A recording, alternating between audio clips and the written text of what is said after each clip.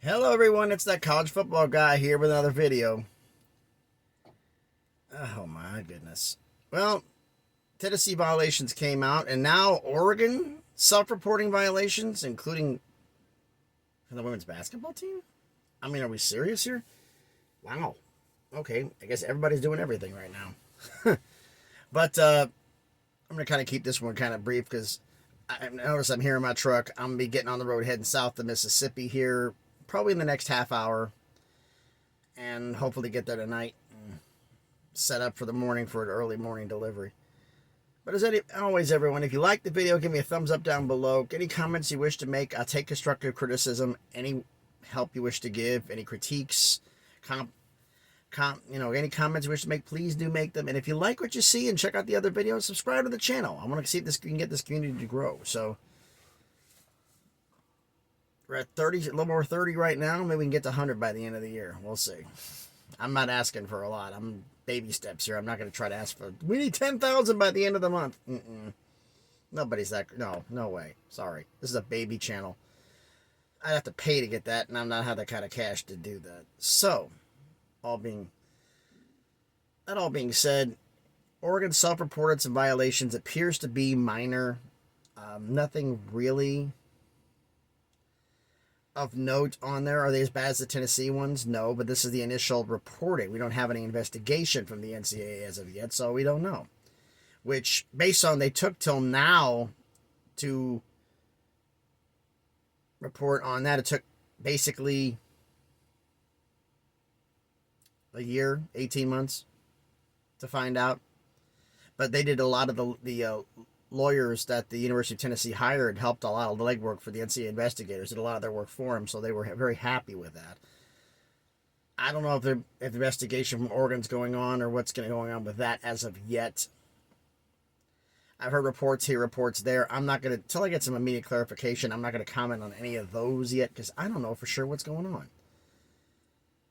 But we'll see.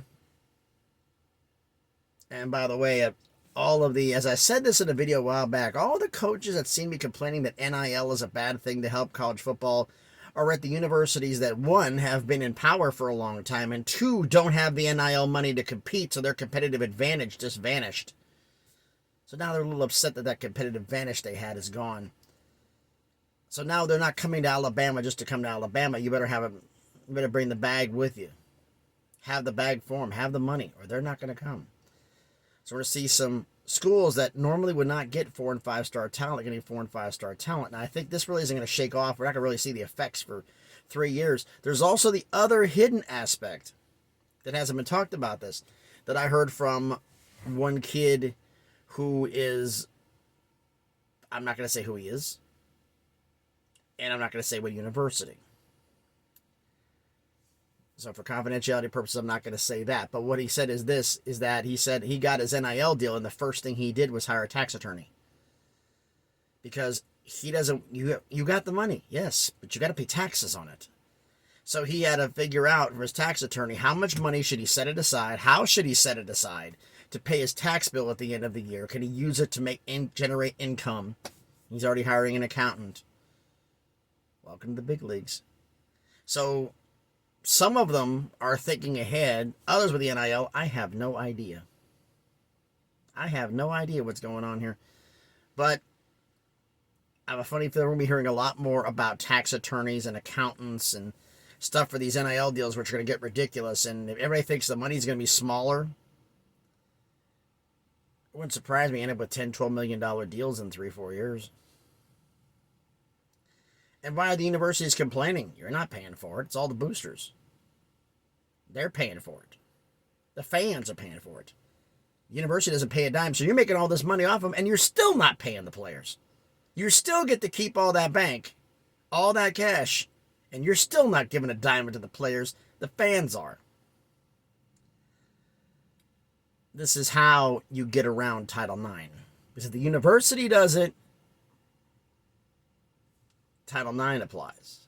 If it's a private individual, a private group.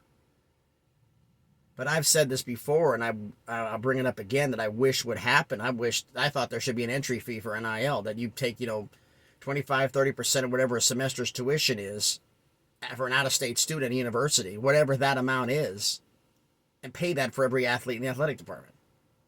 Male, female, scholarship, or walk-on. Football, basketball, lacrosse, swim team, gymnastics, across everybody. The water polo team, the cross, wherever. Everybody gets something. That'd be your entry fee. You want to be an NIL, official NIL partner of this team, you have to pay a minimum fee to everybody, and that includes the guy you plan on giving an NIL to, because he gets that money on top of what you want to pay him. That would be nice, because I think long-term, it would solve Title IX problems, because I have a funny feeling I think this is right now just simmering, because the lawyers haven't figured it out yet. But give them time. They will.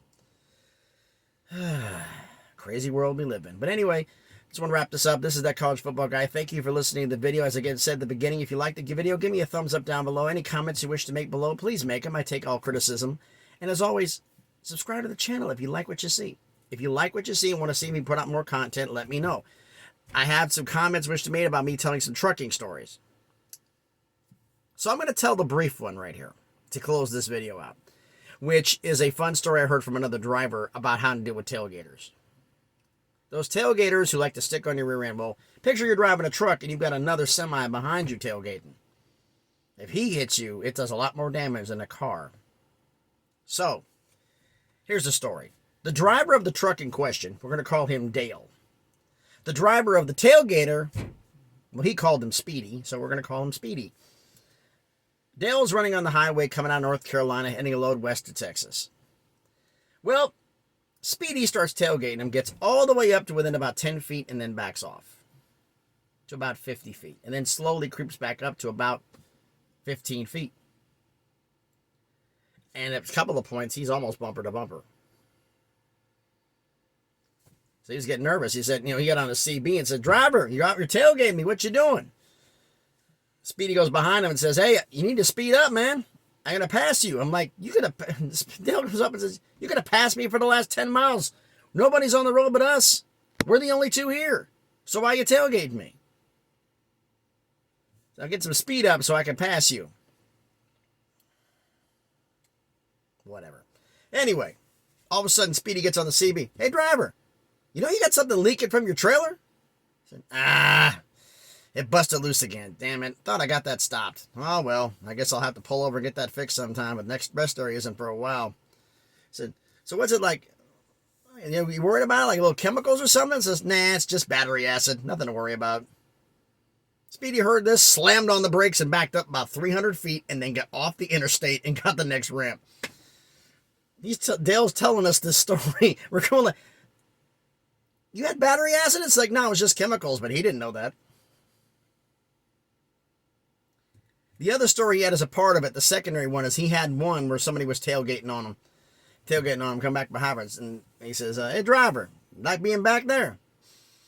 The other driver speaks up and says, "Yeah, I'm tailgating. What are you going to do about it?" So, "Well, sit your back there. Do me a favor. Am I still leaking in the back right corner?" The tailgater says, "What do you mean?" I said, "Am I still leaking in the back right corner? I thought I plugged it up. I just want to make sure." Some guy said to me that I was leaking, and another one said I wasn't leaking, so you're going to be the tiebreaker. Am I leaking in the back of the trailer on the right side? Tailgater says, "No, man, you're fine." Like, thank God. Thank you. Appreciate that. Thank you for the honesty. He says, "What were you leaking? What were you leaking? Like chemicals and something?" He says, "Nah, just carrying some batteries with just some battery acid. Nothing serious." The guy was tailgating. He dropped back a couple 100 feet. Because battery acid doesn't do good for truck engines or anybody's engine or windshield or fiberglass framework. So, thought you might like that little story. But anyway, everybody, I'm That College Football Guy. Thank you for listening to the video. And as always, everyone, please be good to each other.